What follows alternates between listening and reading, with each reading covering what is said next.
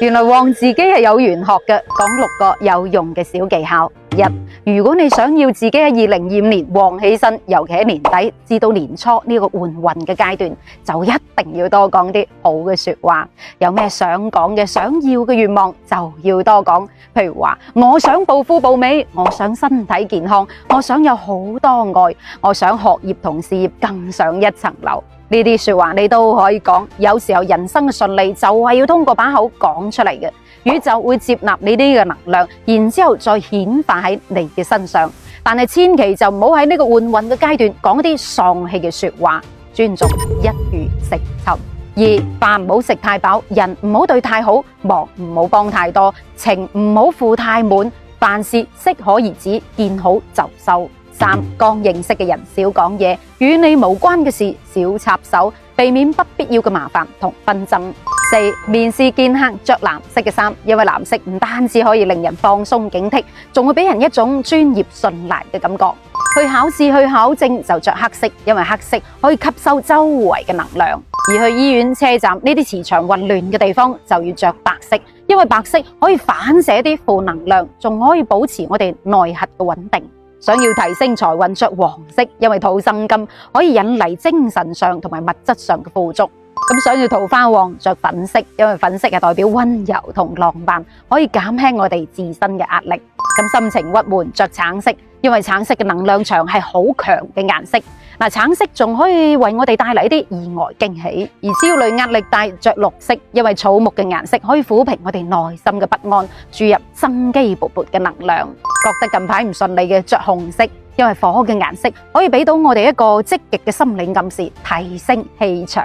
5. 要經濟獨立，不必追求大富大貴，但係要有一份工作能夠養活自己。6. 喺新嘅一年換頭像要特別注意呢幾點。1. 唔好換啲帶有雙又或者係黐有 OK 繃嘅頭像，因為根據梅花易數3要10應入邊有講到，繃帶喺邊就會影響到邊度嘅健康。第2點，唔好換啲頭像嘅背景係落葉悲傷、孤獨淒涼嘅背景，因為呢啲背景好容易會帶嚟負面消極嘅情緒。第3種，唔好用兇猛嘅野獸做頭像，例如話老虎、獅子、飛鷹啊、狼啊，呢啲頭像係會招災，甚至係惹官非口舌嘅。第4種，唔好用神仙做頭像，因為福報淺嘅人受唔住。第5種，唔好用明星做頭像，因為過於大眾化。第6種，唔好用黑白照，尤其係去世嘅人嘅照片做頭像，好容易會帶嚟啲負能量，影響自己嘅氣運。第7種，懸崖、峭壁、沙漠呢啲危險嘅風景唔好用嚟做頭像，好容易會增加崎嶇坎坷，帶嚟危險。第8種，嗰啲戴口罩、戴黑超啊，用頂帽遮眉遮眼，睇唔到個樣，又或者係孭住寵物嘅，呢啲都唔可以用嚟做頭像，因為呢啲頭像會俾人一種好壓抑、唔自信、前方嘅路唔明朗嘅感覺。第9種，工作唔太順利嘅時候，背影煞呢類型嘅頭像就咪鬼用啦，最好就用翻自己做頭像，特別係嗰啲笑得好開心、陽光燦爛嗰種，但係就唔好用性感照啦，因為好容易會招爛桃花。